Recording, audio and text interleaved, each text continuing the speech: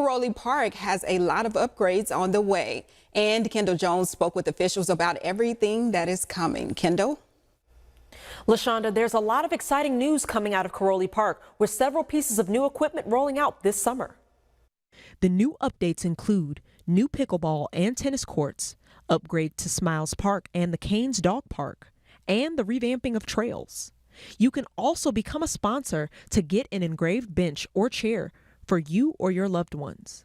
Officials with the park say they're thrilled about the sunken gardens. I think the most exciting project is the Sunken Gardens project, which is directly behind me. The Sunken Gardens is what we call it right now. Started as a swimming pool when Kiroli Park was a Boy Scout camp.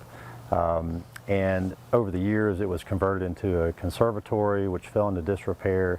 And so plans currently are to convert this area into a botanical garden. The current tennis courts available will be changed to benefit players. An expansion and realignment of our current tennis courts. The tennis courts are currently in an east-west orientation. They're going to be converted to go north-south.